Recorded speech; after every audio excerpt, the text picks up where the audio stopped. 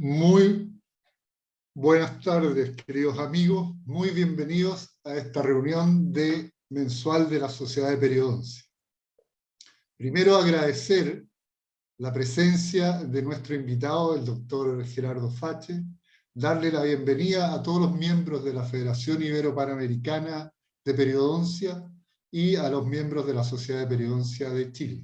Y por supuesto a nuestros auspiciadores, Vitis de Dentaid, Perioguard de Colgate y los productos de Oral-B Elmex.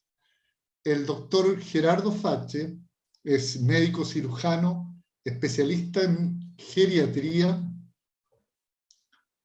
es además profesor asistente de la Facultad de Medicina de la Universidad de Chile, es profesor asistente de la Facultad de Medicina de la Universidad de los Andes y es past president de la Sociedad de Geriatría y Gerontología de Chile. El tema en el cual hoy el doctor va a abundar es el envejecimiento y el desafío que plantea en la salud oral. Si nosotros pensamos que en el año 69 solamente un 7,7% de la población era mayor de 60 años y las cifras en el año 2019 muestran que un 16,8% ya de la población es mayor de 60 años y la esperanza de vida al nacer hoy está cercana a los 80 años, es necesario en el fondo que nosotros vayamos integrando nuestros conocimientos y nuestro quehacer en esta red transdisciplinaria que se está creando en torno al adulto mayor. Doctor Gerardo Fache, muchas gracias por esta charla y le doy la bienvenida. Muchas gracias, doctor Fuentes, por sus palabras, y agradezco a la Sociedad de Periodoncia de Chile por darme este espacio de conversación. Ojalá aquí lo que usted plantea en sus palabras en relación a lo que significa la posibilidad de integrar nuestras disciplinas, yo creo el mensaje más importante de esto, de qué manera vamos a integrar nuestros conocimientos, nuestras miradas, y que a la larga van a ir beneficiando a nuestra población. Y qué mejor que hacerlo en un espacio como este, en un país como el nuestro, y en un momento también en donde tenemos tantas incertidumbres, pero también, por otro lado, si uno lo quiere mirar desde una perspectiva positiva, tantas oportunidades. Y eso es lo que nos pone este título: de qué manera esto que hoy día es una realidad, no es algo que está por pasarnos como país, que es el envejecimiento, eh, se nos convierte en un desafío. Los desafíos, yo creo que son momentos satisfactorios, momentos que nos permiten soñar, pensar y tratar de construir, y, y probablemente uno de los mundos desconocidos, aunque suene paradójico para los que trabajamos en medicina, que es la salud oral. Creo que puede ser una puerta que nos puede permitir llegar ahí a hacer tremendos avances en lo que requiere nuestro país y también nuestra población. Pasemos a la siguiente, por favor. Y el recorrido de hoy día voy a tratar también de hacerlo lo más dinámico para que nos mantengamos despiertos y motivados, y tengamos también un espacio de conversación enriquecido al final de esta charla. Va a ser un tránsito donde ya algunas de las luces las dio el doctor Fuentes respecto a epidemiología, cómo esto se ve reflejado en lo que son las personas mayores y su convivencia con lo que es la salud oral. Voy a sucintamente mostrarles qué se ha hecho como políticas en geriatría a partir de algunos elementos históricos, y cómo esto después se convirtieron en estrategias ya hoy día implementadas para lo que es la salud pública. Y cuando uno ya tiene algunos elementos establecidos, también se proyecta qué es lo que viene para adelante. Pero cuando uno tiene un camino, en general lo que la vida nos muestra es que ese camino siempre tiene imponderables, y evidentemente estos últimos años esto ha sido una realidad. Pero también eso nos permite aprendizajes, y la reflexión final, que quizás va a ser lo más importante de lo que vamos a revisar hoy día, se encamina hacia dónde queremos llegar. Y ahí la invitación es a que podamos, lo que se hizo hoy día, co-construir también ese camino, y la invitación es a que esto sea el pie para que después sigamos caminando juntos. La siguiente, por favor. Y la epidemiología, yo creo que pasemos a la otra, nos permite directamente entender que hoy Chile es un país envejecido. Las proyecciones hoy día hablan de más de 19 millones de personas, donde este 16% se refleja en más de 3.600.000 personas sobre los 60 años. Y si vemos lo que se ve en esa franja que está extraída de diferentes fuentes que nos muestran que en 10 años ya se duplicó la cantidad de personas de más de 60 años, son más de un 16% de la población. Para el 2035, un 25% de las personas van a ser personas mayores.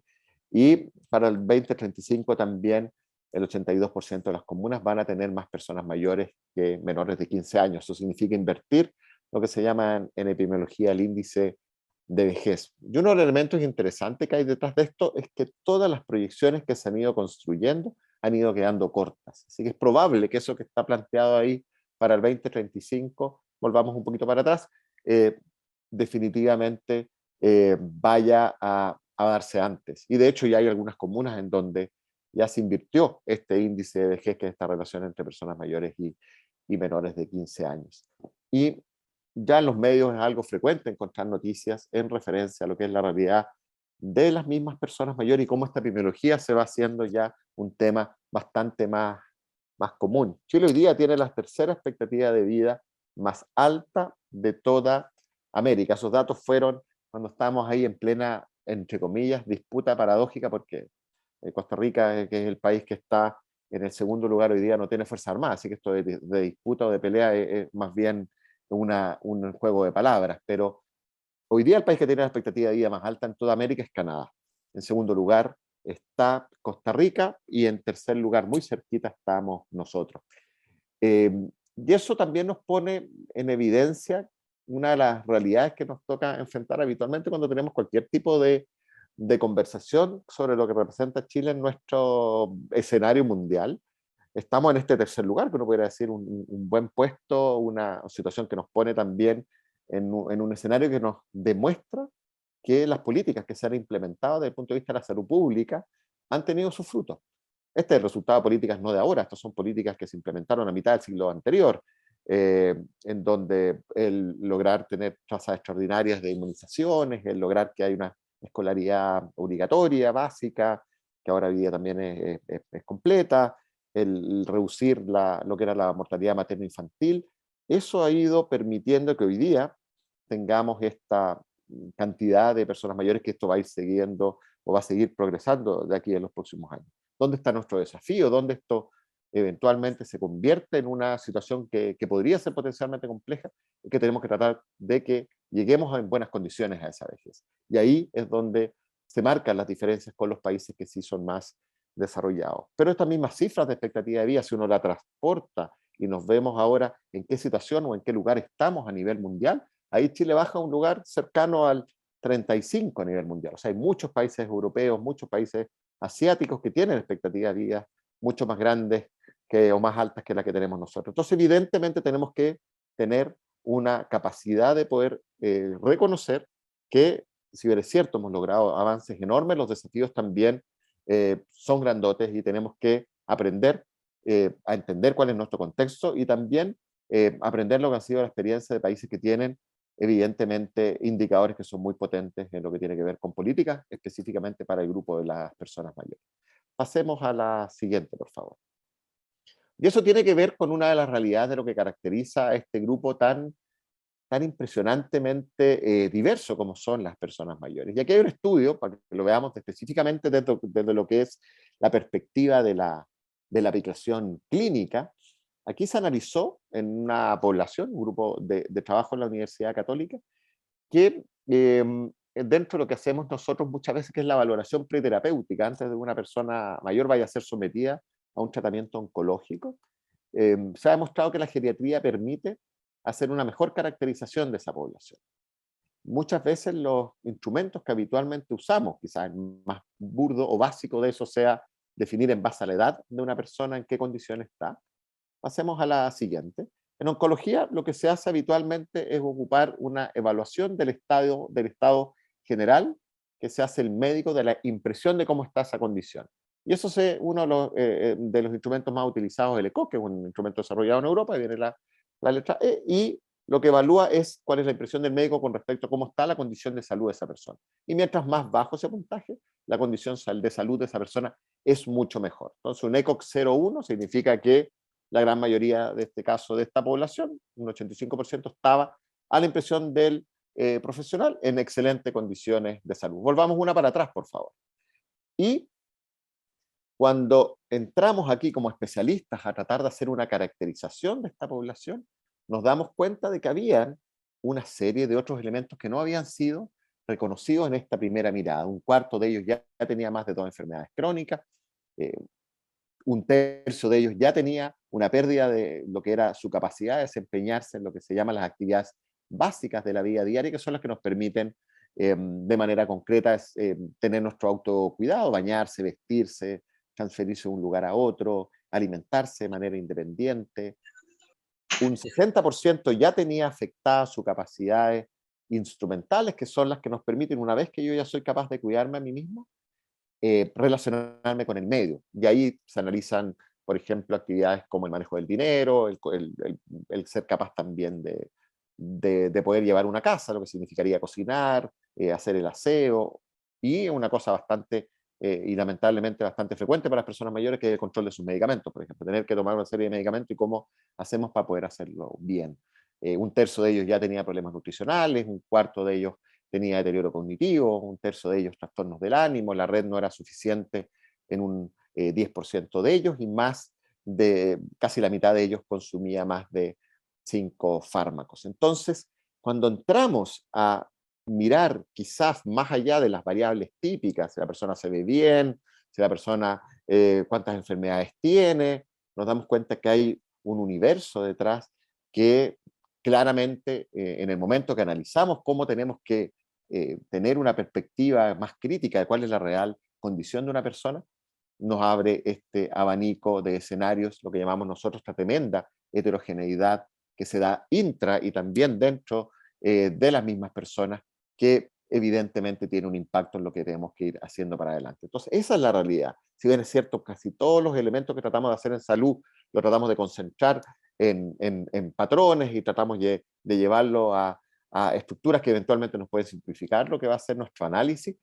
En el mundo de las personas mayores tenemos que estar súper abiertos, a que si bien es cierto, podemos tener algunas miradas más globales, cuando estemos frente al individuo en particular, es donde tenemos que reconocer que hay una variabilidad enorme y es necesario individualizar, por lo tanto, esas miradas cuando queremos hacer o tomar cualquier tipo de decisión. Pasemos a la siguiente, por favor.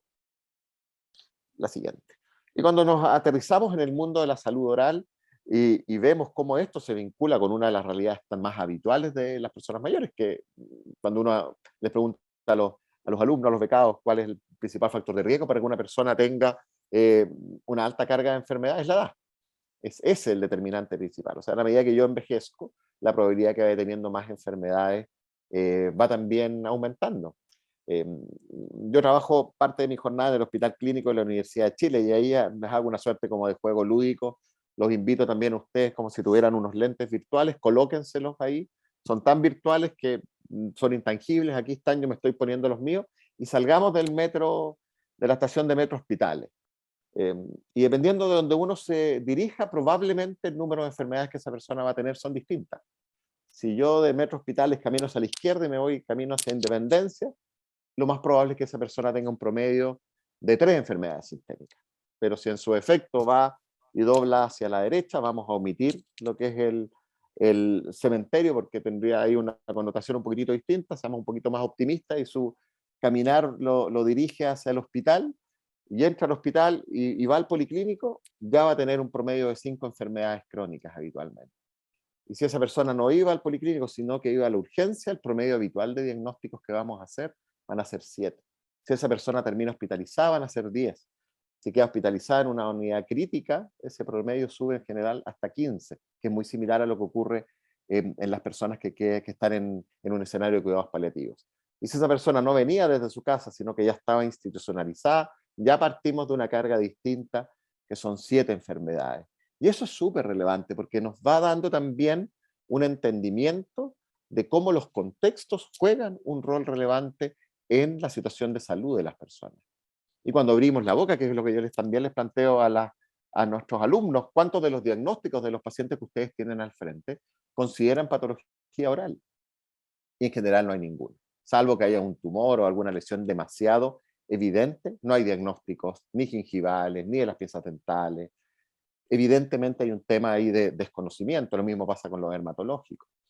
Y si ahora lo miramos desde la perspectiva distinta, cuán cercanas son las condiciones vinculadas a la salud oral y las diferentes condiciones de salud, ahí vemos la tremenda riqueza y el tremendo camino común que tenemos acá. Y aquí les menciono algunos de los aspectos en donde es sumamente importante cuando enfrentamos una patología oral, el conocimiento de las condiciones médicas que hay detrás. Y ahí hablamos, por ejemplo, de situaciones tan evidentes que son probablemente problemas que ustedes enfrentan día a día, como quienes están ocupando anticoagulantes, quienes son hipertensos, diabéticos, que tienen patología articular, muchas veces vinculada con los tratamientos que van a estar utilizando, los que tienen carga cardiovascular, quienes presentan hipotensión ortostática, enfermedad renal crónicas, pulmonares, hepáticas, osteoporosis, patologías oncológicas, trastornos del ánimo, trastornos de la esfera emocional, los deterioros cognitivos y el Parkinson.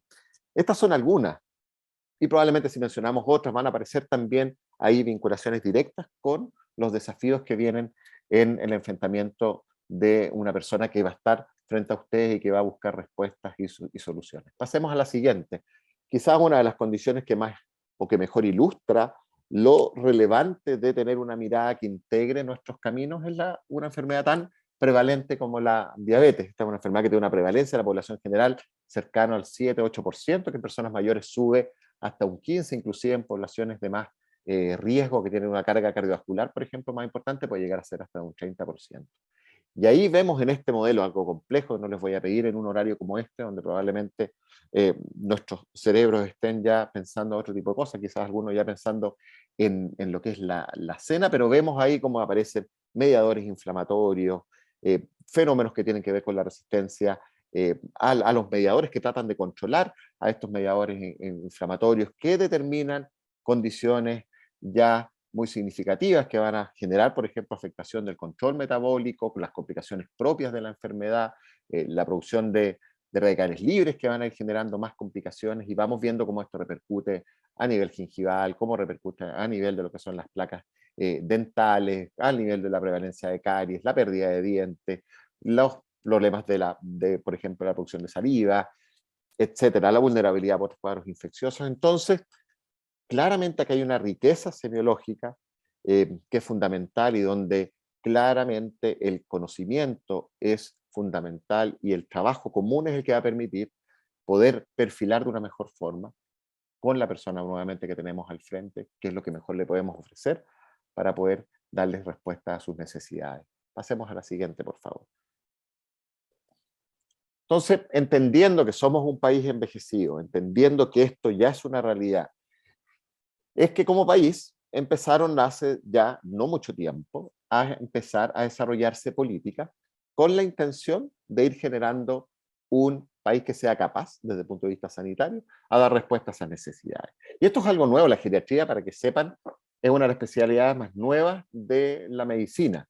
Nace a mitad del siglo XX, 1950, una enfermera que se llamaba Marjorie Warren en Inglaterra, que le dejaron a cargo de un galpón donde había veteranos de guerra, empieza a darse cuenta que estas personas que estaban ahí a su cargo condenadas a fallecer, si ella empezaba a hacer cosas tan quizá simples como empezar a moverlos un poquito, hacer que se levante cuando eran capaces de levantarse, empezó a cambiar el pronóstico de estas personas.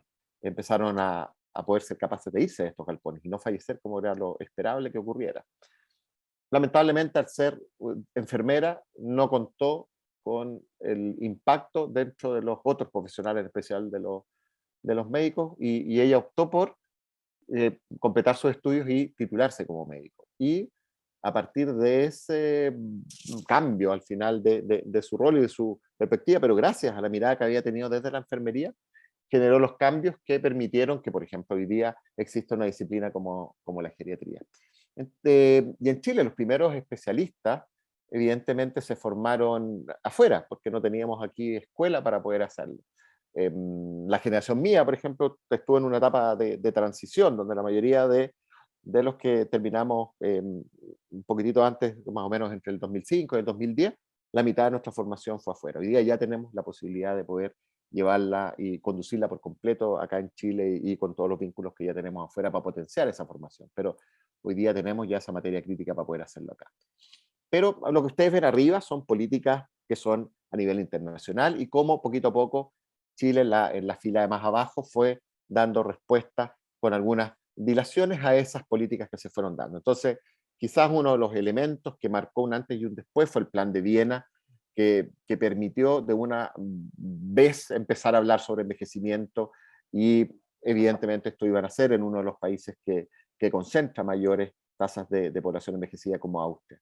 La respuesta, de una u otra forma, que dimos como país, quizás como la primera gran señal, nace con la generación del programa adulto mayor y hoy día lo que es la evaluación médica preventiva del adulto mayor, que es el EMPAM, un instrumento que permite de una u otra forma que en la atención primaria se haga una evaluación específica tratando de pesquisar condiciones que potencialmente después van a ser más vulnerables a esta población. Volvamos a lo que estaba pasando a nivel internacional. Esto vino después con la generación de la Asamblea en las Naciones Unidas, donde ya se adopta la primera resolución relevante sobre el envejecimiento, que se hace cargo de lo que se había discutido ya en el 82. Esto llegó ya con un plan específico en el 2002 con lo que fue el plan de Madrid, y ya empiezan después progresivamente a desarrollarse una serie de instancias, principalmente para ir generando estándares. Y estos estándares se fueron constituyendo a partir de diferentes documentos y los espacios en donde esto se generan han ido ampliándose y empieza después ya desde 2003 a considerarse también a Latinoamérica dentro de la CES para poder ir generando estos cambios. Entonces, quizás ahí el que aparece el 2012, que fue la Carta de San José, es una de las más importantes porque ya Chile también agarró un rol relevante, después eso se avanzó en un consenso en Montevideo el 2013 y después de eso aparece un tremendo documento que es quizás el que ocupamos nosotros como hoja de ruta cuando comienzan nuestros becados, partan leyéndose esto donde de una u otra forma se integró este conocimiento que se empezó a trabajar y ya empezando a ser fundamentado con literatura. Inicialmente eran convenciones, eran más bien opiniones de expertos, pero ya para el 2015, con lo que fue este documento de la OMS, ya había suficiente evidencia que justificaba estos preceptos que habían definidos con anterioridad. Bueno, como les decía, Chile de una u otra forma fue respondiendo a esto con más o menos velocidad. Las primeras medidas fueron más bien generales, de evaluaciones, como les mencionaba ya yo con el EMPAM. Después del 99 aparece el PACAM, que es un programa de alimentación complementaria para las personas mayores, donde están algunas fórmulas lácteas que en cierta medida iban tratando de hacerse cargo de uno de los problemas nutricionales significativos que tienen las personas mayores, y eso hoy día está tal como el EMPAM en etapas de revisión. Probablemente uno debiera reconocer que cuando empiezan a aparecer problemáticas importantes, uno esperaría que detrás de eso hubiese algún estamento ya más organizado que permitiera ir de una u otra forma tutelando porque se cumplan estos programas y a su vez ir generando nuevas políticas para dar respuesta a esa necesidad, y eso es el Servicio Nacional del Adulto Mayor, que es el CENAMA.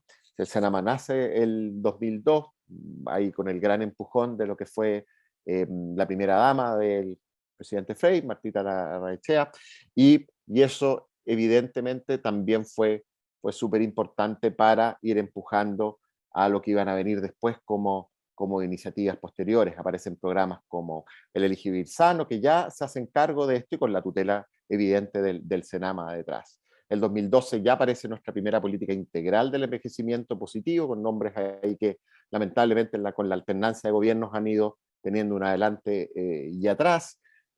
Aparece después el primer borrador de lo que fue el Programa Nacional de Salud, que salió publicado recién el año pasado, y el 2017 se hace uno también de los hitos que ahora sí, integrándose con lo que eran las políticas internacionales, que fue quizás de los más significativos, que fue la ratificación de Chile de la Convención Interamericana sobre la Protección de los Derechos Humanos de las Personas Mayores. Esto hoy día significa que haya en el Senado, antes de que se aparezca, está en discusión lo que sería la ley sobre envejecimiento. Están en discusiones de cómo se va a llamar, pero evidentemente a lo que va, teniendo en cuenta de que aquí hay una obligatoriedad como país, y esto puede ser sancionado si es que no se cumplen de distintos artículos que están descritos sobre esta convención interamericana, para generar los elementos ahora desde el punto de vista legislativo que permitan dar cabida a eso y garantizar, acompañar, y ahí se ocupan todas las diferentes formas de poder tratar de articular lingüísticamente hasta dónde podemos llegar como país para dar respuesta a esto. Y siguen apareciendo hoy día más cosas y más proyectos que tratan de dar respuesta a esta realidad. Entonces vemos que la historia ha sido súper nutrida y en muy poco tiempo se han generado una serie de pasos muy significativos para poder empezar a darle soluciones. Hoy día la población mayor está exigiendo estas respuestas y evidentemente la velocidad con la cual respondemos habitualmente no es la que uno esperaría. Y ahí están los desafíos grandes para que tengamos ahí conciencia de que tenemos que dar pasos mucho más rápidos. La siguiente, por favor. Ahora vamos a irnos aterrizando cómo esto está de la mano, y no lo vamos a mirar relativamente rápido, pero entendiendo cómo está organizado nuestro sistema de salud. Aquí tenemos dos grandes estamentos que cuelgan de este Ministerio de Salud, que es la Subsecretaría de Salud Pública y la Subsecretaría de Redes Asistenciales. Y eso es importante por lo menos para los que trabajamos en geriatría, porque tenemos que tener ahí la sintonía con quiénes son las autoridades y también lamentablemente la articulación entre estas diferentes divisiones a veces no ha sido tan feliz. Felizmente, entre comillas, la pandemia ha obligado a que esto se junte un poquito más, pero uno dice, pucha, ¿por qué tenemos que esperar que ocurran situaciones tan complejas para que se hagan estos puentes? Pero bueno, la realidad en general es que esto que se ve tan cerca, en muchas ocasiones está bastante más separado. Y desde la Subsecretaría de Salud Pública es donde cuelga lo que es el programa del adulto mayor. Si se fijan, acá no está el Senama. El Senama es dependiente del Ministerio de Desarrollo Social. Entonces, ahí también aparece un desafío de una orgánica que tiene una perspectiva completamente distinta, cómo se integra, donde la realidad de salud evidentemente tiene una serie de puntos de contacto con lo que son las problemáticas sociales. Por otro lado, la subsecretaría tiene sus referentes de adulto mayor para tratar de dar respuesta a esto y es de ahí donde están colgando de una u otra forma todo lo que son los diferentes servicios de salud. Entonces, evidentemente uno necesita que en algunos momentos especiales estos puentes se junten y se generen ahí los engranajes y los eslabones para que se pueda transitar de un lado a otro, porque cuando esto se integra es donde llegamos a los hospitales, los centros de salud, la atención primaria, y cada uno de ellos tiene sus representantes. Entonces muchas veces estas personas que están abajito no saben con quién articular. ¿Por qué? Porque no tenemos ahí la mirada de cómo esto se puede ir juntando. Pasemos a la próxima. Entonces, cuando uno dice ya, tenemos esta estructura, así está organizado nuestro sistema de salud, tenemos que ir viendo cómo, como ministerio, a partir de esta figura que es el programa adulto mayor, somos capaces de poder permitir que la persona mayor que esté transitando los diferentes niveles de atención sea capaz de obtener las respuestas a sus necesidades. Y es así donde probablemente, y es lo que uno aspira también, donde debiera darse la principal fuente de respuesta a estas necesidades es la atención primaria. Y es hoy día, a partir de la atención primaria, con esta evaluación que yo les decía, que es el EMPAM, que aparece ahí en el segundo cuadrado, que está después de las personas mayores, el instrumento que en la atención primaria permite perfilar las características de estas personas en diferentes condicionantes de riesgo. Y ese es el punto en donde cuando aparecen algunas condiciones específicas, permite que uno transite a lo que es la atención secundaria y eventualmente a la atención terciaria. Ahí esto que suena bastante recto en cuanto a su flujo, evidentemente tiene sus desafíos. Ahí para mostrarles o mencionarles quizás algunos de los hitos relevantes, TEMPAM, que yo les he mencionado ya en un par de diapositivas, tiene una tasa de completitud menor del 50%. Y cuando uno analiza ese 50%, el 50% de ellos que están en la categoría de completados, la información no es utilizable. Entonces, lamentablemente muchas de las políticas que se han implementado, y no solamente en personas mayores, sino que en general en la población común y de todas las edades, se ha medido muchas veces con indicadores cuantitativos, o sea, está o no está. Y no hemos dado el paso de generar una respuesta que vea si la calidad del dato es utilizable o no. Y el otro gran desafío pasa por si realmente somos capaces de, este grupo que sale como de riesgo, de darle las respuestas que necesitamos. Y ahí también es donde hemos tenido problemas. Entonces esto que aparece como un programa, al final ha funcionado como un plan en donde no hay una continuidad, no hay una posibilidad de evaluar si estamos logrando los objetivos, que es que este grupo que está en riesgo vuelva a este grupo que está autovalente, y así sucesivamente potenciamos una mejor calidad de envejecimiento, y a su vez, que era lo que yo les mencionaba al principio, que es lo que nos diferencia de los países desarrollados, y logramos comprimir lo que es la morbilidad, que es probablemente la principal estrategia para eso.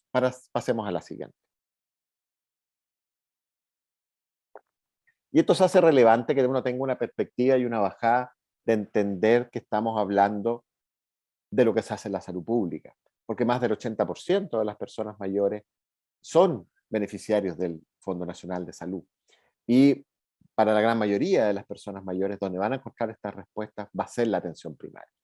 Entonces, yo soy geriatra, pues. Geriatras en Chile somos menos de 200, pues, y ya les mostraba yo que son más de 3.600.000 personas mayores. Entonces, evidentemente ahí no está la respuesta en formar más y más especialistas, evidentemente eso va a ayudar, pero no vamos a ser capaces de generar lo que nos dice la OECD o los diferentes indicadores. Debería haber un geriatra cada 5.000 personas mayores. Entonces, no va por ahí el tema. Entonces, aquí claramente tenemos que fortalecer los diferentes eslabones y hacer que este control anual sea un control anual, que esa hora de duración sea una hora de duración que nos permita sacar información, y que esos objetivos que suenan bonitos ahí realmente tengan sustancia y generen, por lo tanto, los cambios para mejorar la calidad de la salud de estas personas mayores. Pasemos a la siguiente.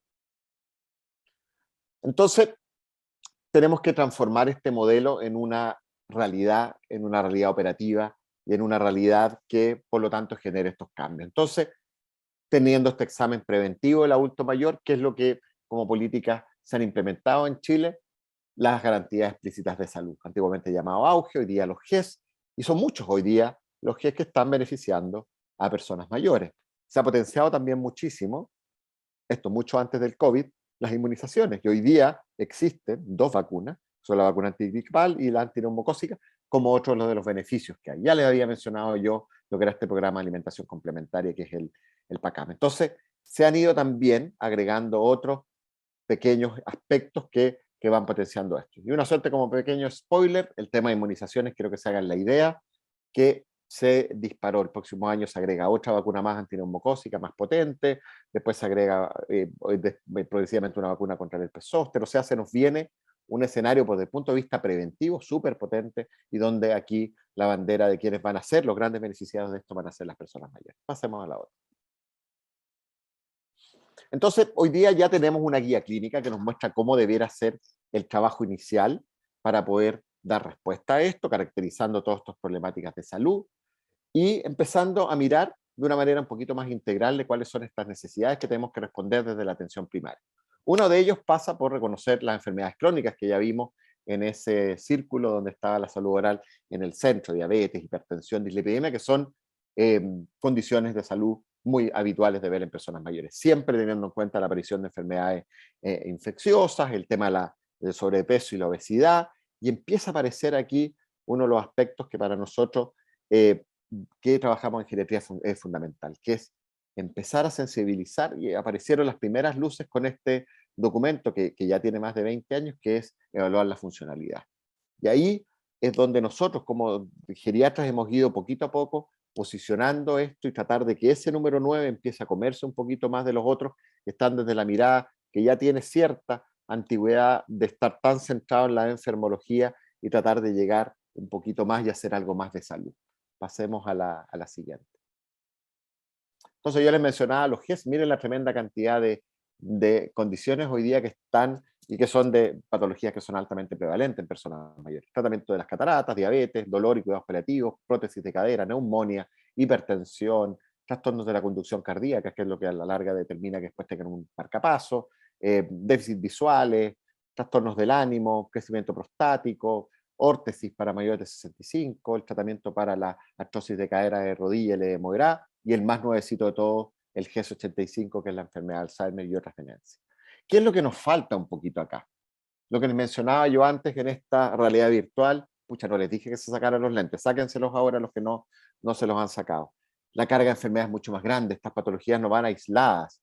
Entonces, ahí es donde hoy día estamos esperando y trabajando fuerte con MinSal para que entendamos que muchas veces se cruzan estas condiciones y evidentemente la gran mayoría de ellos tiene más de una. Entonces, ¿cómo hacemos para que indicaciones que son aisladas en base a guías clínicas específicas son capaces de hacerse caso a un grupo en el cual lo más probable es que tenga 5, 6 o 7 o 10 de estas en una misma persona? Y ahí es donde esas indicaciones empiezan a contradecirse unas con otras. Ahí es donde tenemos que ir avanzando. La siguiente, por favor. Y desde el punto de vista de lo que es la salud oral también hay ya hoy día como problema de salud 47, todavía puesto así que probablemente algunos decían, pucha, hay algunos vinculados a personas mayores que no están acá. Bueno, eso ya tiene respuesta a partir de lo que es esta iniciativa de salud oral integral de los adultos mayores de 60 años. Y ahí aparecen algunas de las glosas que están ahí implementadas. No vamos a entrar a discutir, probablemente ustedes saben mejor que yo lo insuficiente que esto es para lo que es la realidad, pero sí son los primeros caminos que tratan de hacerse cargo de esta problemática. La siguiente, por favor. Y aquí vamos viendo, y esto es uno de los elementos más innovadores que se han planteado, es cómo, entendiendo que tenemos estos GES, que tenemos estas problemáticas, tratamos hoy día, y esto está dentro de lo que es el programa actual, de lo que se está proponiendo para un mejor envejecimiento, nos hacemos cargo y lo llevamos esto a lo que les mencionaba antes, que era fundamental, a meter la funcionalidad como el eje o el pilar básico de esto. Y ahí es donde se está avanzando, en, teniendo todos estos diferentes programas que ustedes ven arriba, somos capaces de empezar a medir lo que tenemos que medir y poder caracterizar mejor a las personas de manera de que podamos direccionar lo que van a ser sus atenciones a través de diferentes programas para poder tratar de que haya cierta movilidad hacia mejorar su condición funcional en la medida que va avanzando este proceso de envejecimiento. Y esto es probablemente lo que hoy día va a convertirse en la hoja de ruta de las nuevas actualizaciones de estos programas que ya han caído de una u otra forma en algo de obsolescencia. Pasemos a la siguiente. Y esto no solamente ha estado desde un anterior, en programas que están pensados desde la perspectiva médica o de lo que es perspectivas de la geriatría. Esto también ha venido después con la generación de una serie de programas que buscan beneficiar desde el punto de vista social. Y ahí vemos que estas situaciones necesitan una mirada global que empieza a integrar, y aquí muchos de ellos han sido empujadas por el Servicio Nacional del Adulto Mayor, que aquí logró de una u otra forma juntar muchas de esas iniciativas.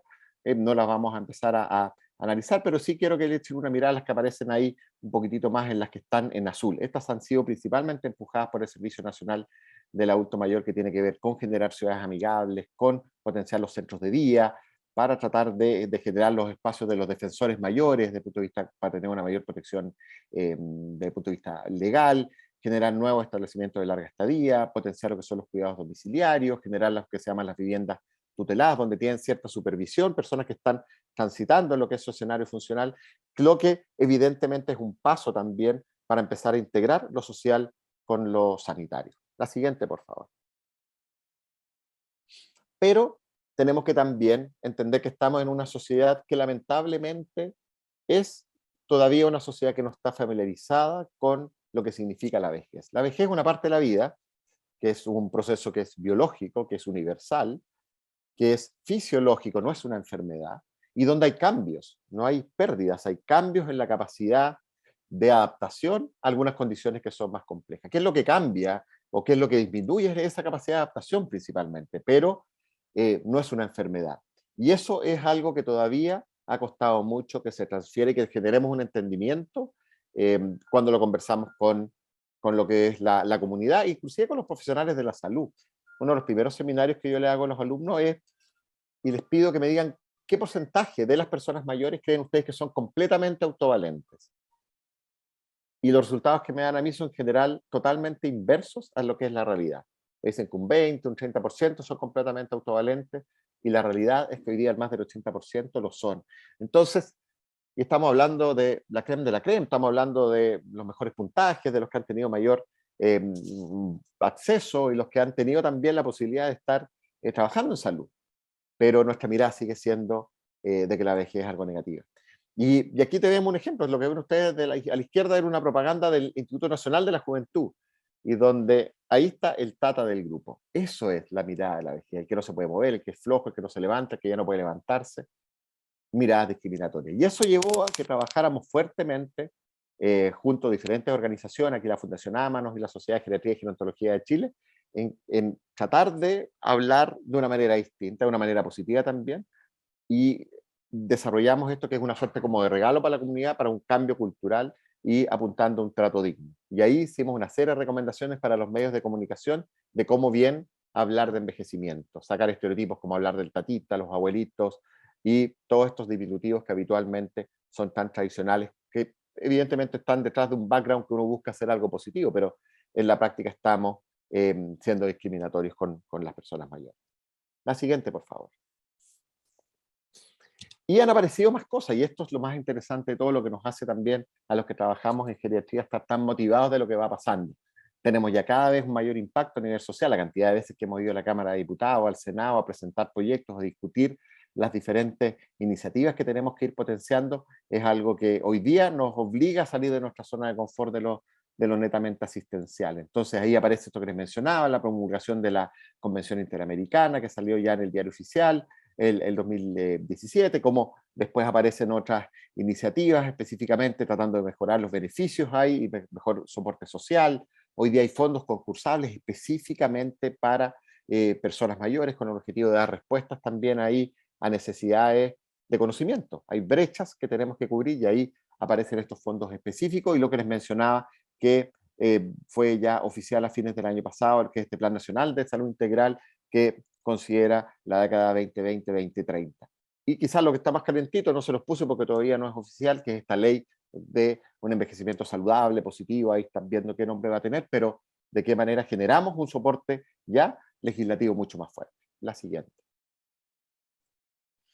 Y quizás uno de los elementos también más innovadores nació el 2019, el Hospital Digital.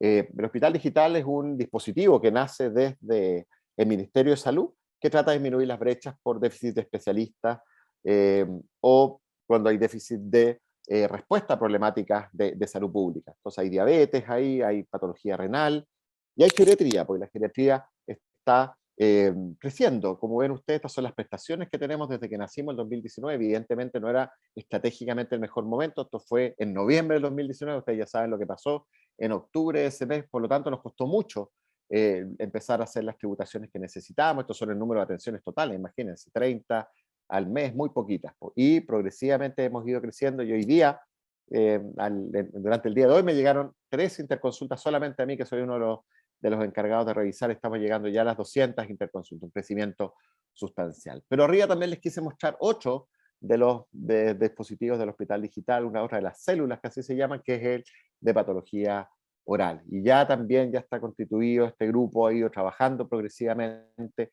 en tratar de dar respuestas a problemáticas específicas y ahí súper interesante cómo esto ya está totalmente consolidado, con un volumen evidentemente mucho más significativo de atenciones que las que yo les mostré. Y en ese mapa que ven ustedes, ven cómo ya está todo el país recibiendo atenciones a través de este dispositivo. ¿Qué es lo que nos falta? Integrarnos. Nos falta integrar porque evidentemente ya vimos que tenemos cosas muy, muy en común. Pasemos a la siguiente, por favor. Pero apareció el COVID, pues yo les ponía ahí que en el camino uno tiene un camino bien trazado, teníamos un montón de iniciativas, un montón de proyectos, justo me había tocado asumir la presidencia de la Sociedad de Geriatría en octubre del 19 y pasa todo lo que ya conocemos y uno de los elementos principales fue todo lo vinculado a COVID. Y en el contexto COVID significó transformarnos, convertirnos de una sociedad científica en una sociedad que estuviera a la altura de las necesidades de las políticas. Pasemos a la siguiente.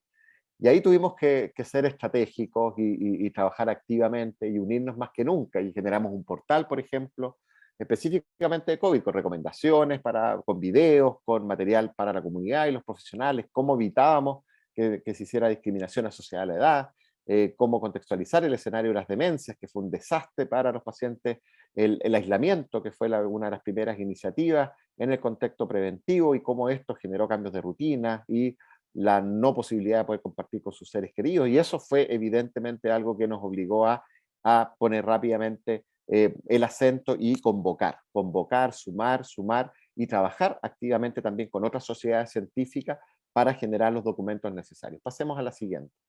Y aquí ven ustedes una serie de los documentos que trabajamos.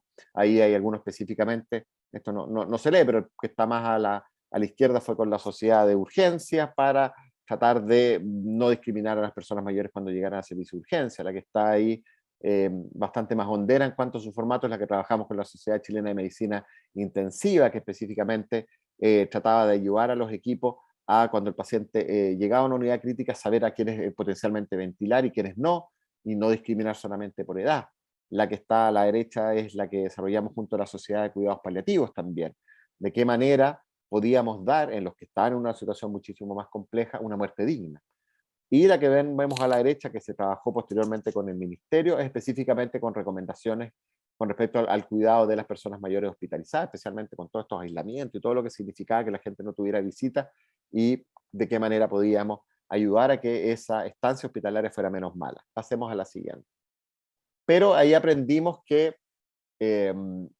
mantenernos en la academia no servía. Y ahí tuvimos que hacer un viraje, nuestra forma de funcionar, que significó meternos a trabajar directamente con los ministerios, trabajar directamente con las subsecretarías, generar los documentos desde la autoridad, porque esa era la manera que nos iba a permitir poder llegar a la mayor cantidad de los equipos de salud. Si nosotros teníamos un documento en esos momentos complejos, ¿quién iba a leer un artículo que no viniera como una suerte como de mandato desde alguna de las divisiones que vimos en esta estructura tan rígida?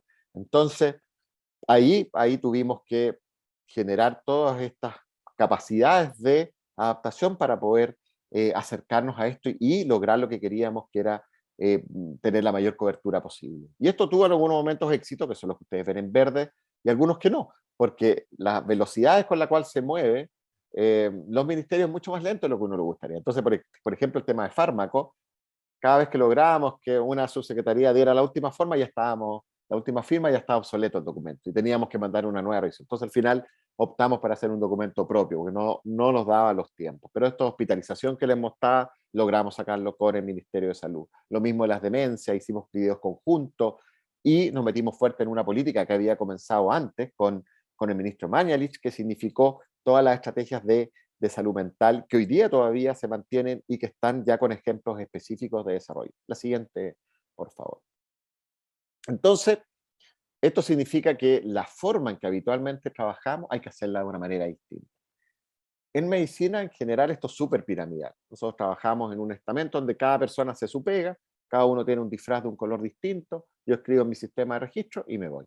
Ese es el modelo multidisciplinario, lejos de lo que vemos al centro de esa figura que es donde debiera estar la persona. En geriatría, nuestra formación nos orienta siempre que tenemos que generar un espacio distinto, mucho más transversal. Pero esa transversalidad que hacemos habitualmente entre diferentes profesionales, aquí tuvimos que llevarlo a diferentes especialidades, lo tuvimos que llevar a diferentes sociedades científicas, lo tuvimos que llevar a diferentes actores, lo que se llama habitualmente cuando uno trata de hablar de los modelos de negocio, los diferentes stakeholders, a quién le vamos a vender lo que nosotros queremos. Evidentemente esto necesitaba tener la capacidad de poder saber vender lo que queríamos hacer y cómo llegarlo esto a un escenario mucho más transversal de comunicación. La siguiente, por favor. Y lo que uno debiera decir, pucha, ¿y hay algo de luz al final del camino? Y sí, sí hay luz al final del camino y empezamos a ver resultados y productos a partir de esto. Pasemos a la siguiente. Entonces, ejemplo de cómo esto se ha ido aplicando, políticas públicas. Y se generó hace ya algunos años, dentro de lo que es la Universidad de Chile, una red transdisciplinaria de envejecimiento. Y dentro de esos productos, una de las cositas que salieron el año pasado fue un policy paper, de qué manera, y esto abierto a la comunidad, uno da algunos lineamientos de qué es lo que nos falta, cuáles son las brechas a partir de lo que ya teníamos, para mejorar lo que era la salud oral en personas mayores. La siguiente, por favor.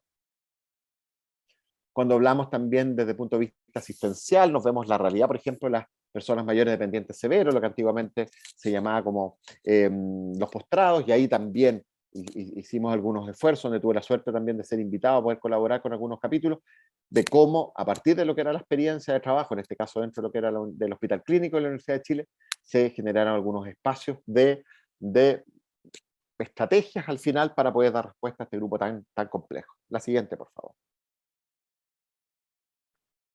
Aparecen sociedades científicas donde tratan de integrar este trabajo, y esta es la Sociedad de Odontogeriatría de Chile, donde ha sido potentemente liderada por el grupo de Talca, con estrategias también buscando mejor envejecimiento, con miradas interdisciplinares, desde diferentes actores también que tienen miradas y perspectivas complementarias, no solamente desde el punto de vista sanitario, y eso ha ido evidentemente generando un espacio muy significativo para un diálogo bastante más potente, y tuvimos algunas reuniones también con la sociedad de odontología geriátrica, que han sido también tremendos actores desde el punto de vista de generación de conocimiento, con algunas investigaciones que han salido, por ejemplo, premiadas como los mejores trabajos dentro del Congreso de la Sociedad de Geriatría y Gerontología de Chile. Entonces ahí vamos viendo cómo se van dando ya los brotes de estas semillas que se han ido plantando. La siguiente, por favor.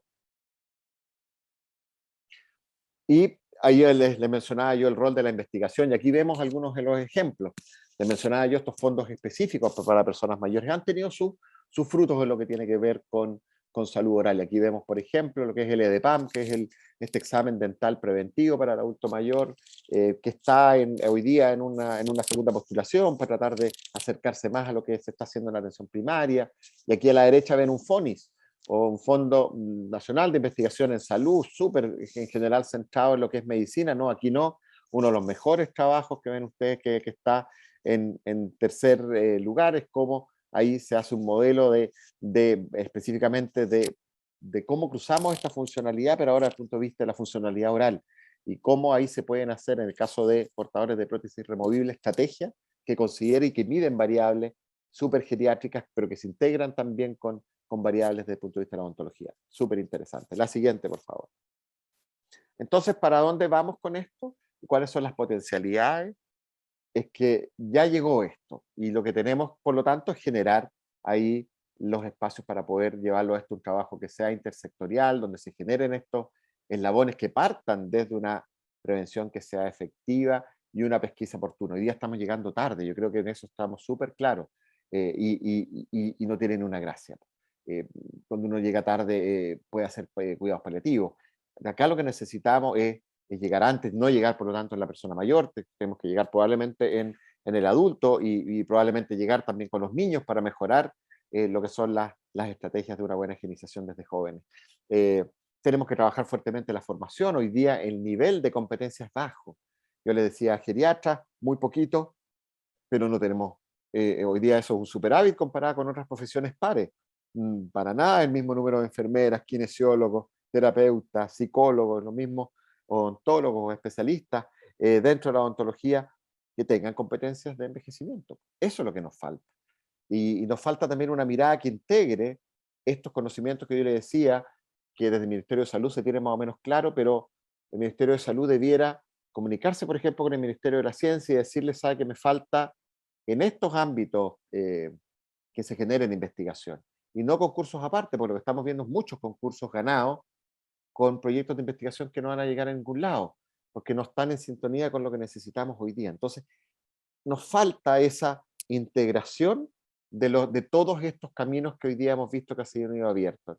Y lo que no queremos es que se vayan abriendo esos caminos, sino que se vayan juntando. Entonces, ahí es donde claramente tenemos que juntarnos más para sumar cada una de nuestras miradas para poder avanzar en docencia, en investigación y en una buena formación de profesionales.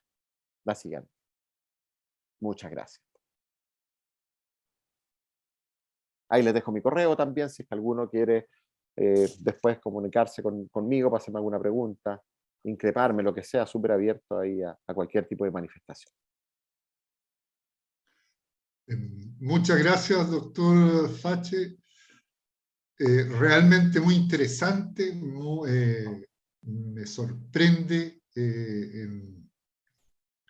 la falta o la ausencia de políticas dentales en este contexto del adulto mayor, excepto por las acciones GES el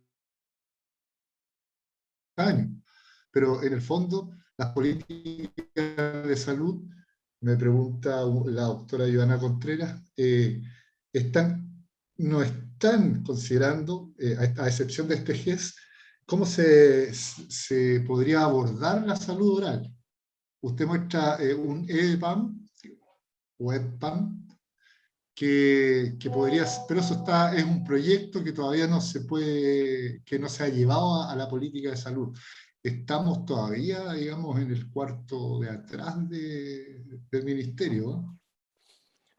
Totalmente, estamos en pañales, y ahí uno tiene que pensar de qué manera generamos las estrategias para hacer visible algo que hoy día es invisible. Pues, o sea, la boca está cerrada, y eso tenemos que tenerlo claro. Y mientras esa boca no empiece a gritar, no empiece a manifestarse, yo creo que estamos lejos de esto. O sea, hoy día no hay un reconocimiento de que es un problema. Y mientras no se reconozca que es un problema, no nos va a costar mucho. Usted lo mencionaba muy bien, el EDEPAM hoy día es un proyecto. Ese proyecto todavía no está integrado a la salud pública. Es un proyecto también que viene desde la odontología. Nos ha acercado a lo que hoy día existe también en la atención primaria. Y mientras no se integre, evidentemente significa para el que trabaja en la atención primaria más pega, po, con el mismo Claro. tiempo, con las mismas lucas. Y tengo que hacer más. Entonces, tenemos que vender mejor lo que son nuestras buenas ideas para que eso a la larga signifique que se implementen. Claro. Sobre todo cómo las enfermedades periodontales, o sea, perdón, las enfermedades dentales, orales prevalentes, como la caries y la enfermedad periodontal, participan activamente en las patologías crónicas inflamatorias, que son los que llevan al deterioro del adulto mayor. En abundamiento, le puedo decir que en un grupo sueco liderado por Torsten Jen, demostró que el ser desdentado representa un aumento en el riesgo de mortalidad. Y la encuesta nacional de salud señala que el 77,5% de los mayores de 65 años ya tiene algún nivel de desdentamiento, menos de 20 días. Y el 65,8% usa prótesis. O sea, en realidad el impacto que puede generar la salud oral en este adulto mayor no es menor. Entonces, por eso estoy un poco sorprendido de que no hayamos sido capaces de comunicar al mundo de la salud o de las políticas de salud la importancia de la salud oral. Totalmente. Y usted menciona ahí el tema de las piezas dentales, ahí ni siquiera hemos hablado de las que, si las que están disponibles están funcionando o no, Claro. que es otro tema, ¿no es cierto? Ahí nos movemos de nuevo en esta tránsito entre lo cualitativo y lo cuantitativo. Eh, claro, y nuevamente, si partimos ahí y hacemos un programa para esa población, llegamos tarde. Evidentemente tenemos que partir mucho antes, entonces las políticas para una mejor salud oral de las personas mayores tienen que partir no cuando es una persona mayor, pues, porque ya Claro. no llegamos tarde. Entonces hay que partir en el adulto, yo les decía, hay que partir quizás en los niños, o sea, ya perdimos esa batalla si partimos con el mayor de 80 años. Cuando hablamos de rehabilitación oral en esa población, hoy día lamentablemente no es una realidad, hoy día es tratamiento paliativo. Y es más, por ejemplo, el desarrollo que ha tenido la consulta digital. Los adultos mayores son absolutamente analfabetos digitalmente, como para usar estas redes que se están creando. Y el examen dental u oral se ve bastante, podríamos decir, limitado también en esta área, porque necesita más presencialidad. Totalmente, totalmente. Hemos empezado a hacer algunos eh, esfuerzos, por lo menos, por ejemplo, desde lo que es la parte formativa, para tratar de ir generando por lo menos una sensibilización en los grupos. Entonces, hoy día, por ejemplo, puedo contar con mucho orgullo que en lo que es nuestro programa de geriatría, todos los alumnos tienen, no son gran cantidad de becados, pero estamos hablando de 10 becados, un curso anual de odontogeriatría. O sea, tienen talleres, tienen que evaluar algunos casos, hay discusión de casos clínicos. Entonces ya los chicos saben que es una clasificación de Eisner y saben después de qué es lo que estamos hablando. Y por otro lado, en pregrado, geriatría hoy día es una asignatura.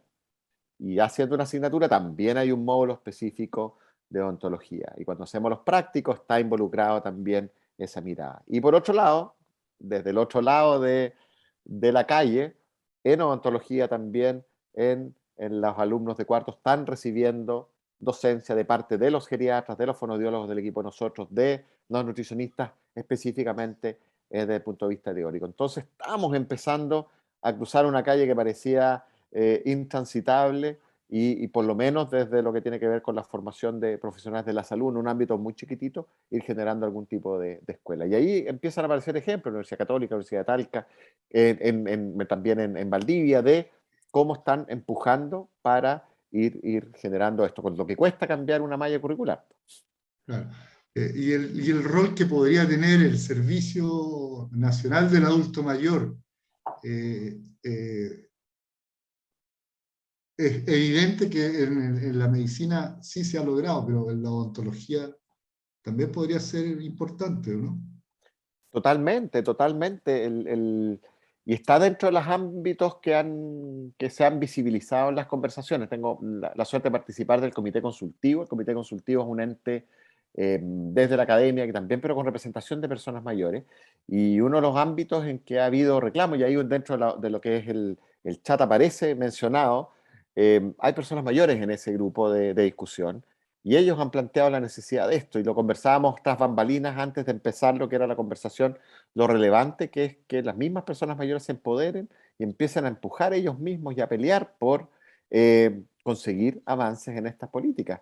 De ahí les mencionaba yo el ejemplo, lo que significó a partir de una corporación de personas mayores, lo que fue la Marcha de los Bastones, y cómo esa Marcha de los Bastones logró, a partir de la presión social, generar una disminución del precio de lo que era la locomoción colectiva para personas mayores en Santiago.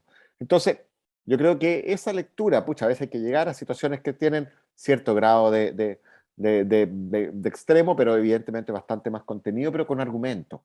Y ahí lo plantean también muy bien en el chat. Hoy día ese sedentarismo que hoy día es una realidad en las personas mayores en general, no solamente se restringe a lo físico, también en lo ontológico.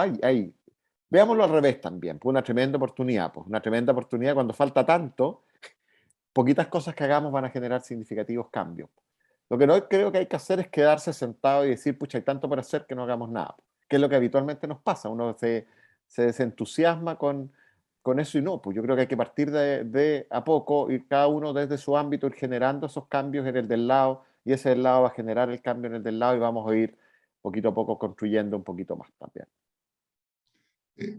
Doctor, usted ya lo mencionó, lo explicó, pero para que quede más claro todavía, ¿cómo se aborda en la especialidad de geriatría la salud oral? ¿Cómo se puede abordar? Ya lo hemos discutido, pero un poquito más práctico. A ver, yo creo que Pregunta a la doctora Elizabeth Lozano, ¿no? habría que tratar de aterrizar desde dónde estamos hablando. Si uno quiere pensar en generar políticas, por ejemplo, y que esto llegue a los actores relevantes, tenemos que hablar en el idioma de los actores relevantes. Entonces, por ejemplo, si yo le empiezo a decir, no, ves para que tengan más piezas dentales o que tengan mayor funcionalidad oral, probablemente los que meten las lucas acá van a estar escuchando que estamos hablando entre sánscrito y arameo. Entonces, necesitamos venderlo de alguna manera que esto sea atractivo. Por ejemplo, a partir de esto logramos reducir costos en lo que son atenciones de urgencia, logramos mejorar lo que es por ejemplo, lo que es el consumo de alimentos que son más nutritivos y eso nos va a reducir las hospitalizaciones después. Usted mencionaba la relación entre el ser edentado y peores outcomes en salud. Entonces, por ejemplo, menos demencia. La comunicación, masticación, cerebro es potentísima. Entonces también cómo eso repercute en la microbiota intestinal, desenlace súper potente. Entonces reducimos consumo de fármacos, ahorros, reducimos hospitalizaciones, ahorros, disminuimos caídas y fracturas, ahorros, disminuimos demencia, ahorros. Entonces probablemente hay que empezar a salir de lo que es la boca en esto y empezar a darnos cuenta que hay que venderlo de una manera distinta. Después, en lo que son la parte docente, tenemos también ahí escenarios importantes. Después, desde el punto de vista de investigación, también de qué manera llegamos a acercarnos a las políticas públicas. Entonces, esto no va desde la ontología pura, como la ontología se acerca a lo que hoy día hay. Entonces, cualquier política que ustedes propongan tiene que integrarse a lo que hoy día hay y venderse para ser más eficiente. ¿De qué manera? Por lo tanto, se integra y no se convierte en una competencia. Entonces, esto es pura estrategia. Y eso significa también conocer al del lado, pues conocer al del frente, qué es lo que le importa, qué es lo que le gusta, y aquí hay que saber, por lo tanto, los pasos de baile necesarios para que esta cosa salga rítmica. Si no es como Lagos Verdes bailando cueca. No, pues, tenemos que hacer algo que sea atractivo para quienes toman decisiones. Y en eso nos falta. Estamos acostumbrados a mirar las cosas desde nuestro paradigma y eso hoy día no es suficiente. Como comenta la doctora Soraya León, debemos salir del sedentarismo ontológico. Totalmente. Sí, doctor, realmente ha sido muy interesante su presentación. Tengo una pregunta aquí del doctor Ricardo Rebeco. Dice, ¿cómo y dónde cree usted que podemos influir como clínicos para mejorar las políticas públicas en esta articulación entre odontología y geriatría? A ver, nuevamente va a depender desde qué nivel de cuidado estamos hablando. Si estamos hablando de lo que es de la atención primaria, de partida no podemos estar en edificios distintos. Tenemos que trabajar juntos. Tenemos que generar, por ejemplo, reuniones clínicas comunes, en donde empecemos a presentar lo relevante de lo que estamos haciendo y por qué debiéramos tener una salud integral, si la salud es una. No puede Claro. estar tan desmembrada por presas. La presología hoy día no sirve. Y porque es el mismo envase, po. La persona es una sola. Entonces, yo creo que ese es el gran desafío. De qué manera yo me acerco al del frente y empezamos a ver qué podemos hacer en común en espacios chiquititos, cómo uno va generando estos pequeños cambios y después, cuando tengamos datos, indicadores, llegamos a las autoridades y le decimos, sabe que tenemos este programa, tenemos este plan, eh, vamos a disminuir esto y decimos una pequeña experiencia y con eso vamos a ir generando. Y eso significa partir abriéndonos y trabajando con el que tenemos al lado. Doctor, ¿le parecerá tal vez un poco ingenuo, un poco también...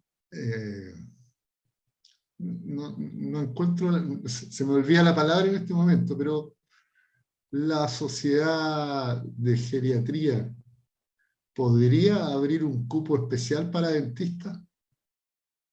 O sea, dentro de la sociedad de geriatría hay odontólogos. Porque nosotros no tenemos todavía sociedad de odontogeriatría, esperamos tenerla en algún momento, o una especialidad en odontogeriatría. Hay grupos que han trabajado en eso y ahí está la doctora León, ahí hay grupos muy potentes en esto y dentro de la sociedad de geriatría hay odontólogos. Ah, qué La bueno. Sociedad de Geriatría es una Bueno sociedad de saberlo. geriatría y gerontología de Chile. Entonces estamos súper abiertos y rompimos paradigma. Hoy día tenemos abogados en la directiva, tenemos trabajadores sociales, tenemos periodistas. ¿Por qué? Porque las problemáticas de las personas mayores son transversales, son Sí, gerontológicas. Entonces, transdisciplinario. abierta las puertas, feliz de contar con su experiencia, doctor Fuentes, así que y todos los que estén motivados, ahí tienen mi correo y yo ahí los puedo auspiciar y patrocinar para que se incorporen a la sociedad. Aparte, el congreso este año es en Puerto Vara, entonces hay un cancho ahí entretenido. Es híbrido para el que no pueda salir, pero tenemos la posibilidad también de tener un espacio bonito para compartir en octubre. Bueno, doctor, ¿qué le puedo decir?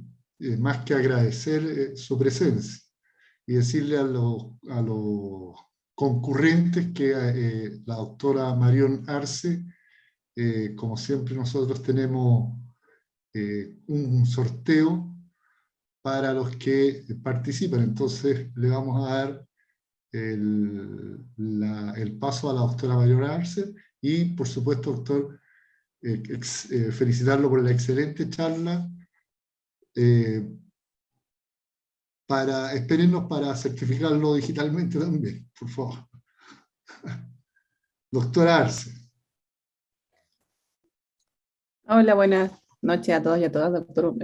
Un placer, una excelente discusión se ha dado, es muy interesante y muy discutido también, así que nos queda mucho todavía por hacer, pero como decía usted, cada cosa que hagamos va a ser muy significativo y no hay que quedarse ahí, sino que hay que siempre estar actuando y trabajar en pro de nuestros pacientes también y sobre todo de las personas mayores.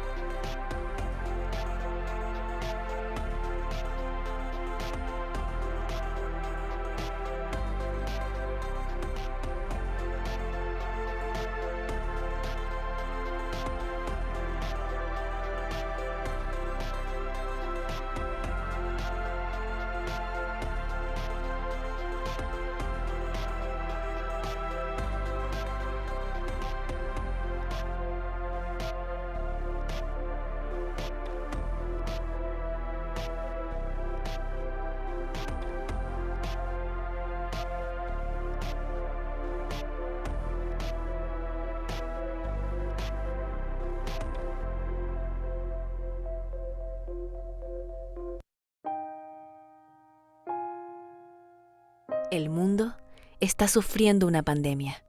Para derrotarla, tenemos que combatirla desde todos los frentes. La salud bucal juega un papel muy importante y debemos tomar medidas. La boca no es un sistema aislado. La salud bucal y la salud general están estrechamente relacionadas. La boca es una vía de entrada y de transmisión para bacterias, hongos y virus. Extrema las medidas de higiene bucal con productos específicos que contienen cloruro de cetilpiridinio, como la gama Vitis CPC Protect, enjuague y pasta dentífrica, protección para una óptima higiene bucal. Protege tu boca ahora más que nunca. Dentaid, expertos en salud bucal.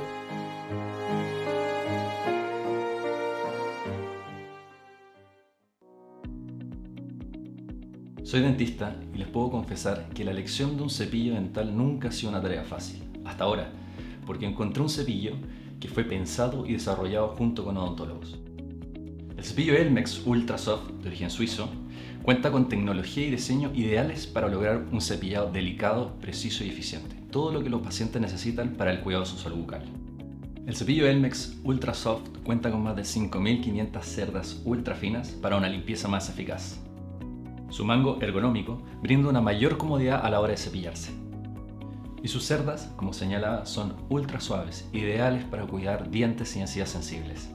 Además, su cabeza compacta permite llegar a esas zonas más difíciles, logrando una mejor limpieza dental. Como dentista, te puedo decir que el cuidado de tus dientes debes dejarlo en manos de especialistas con trayectoria, como la línea de productos Elmex y su cepillo dental Elmex Ultra Soft.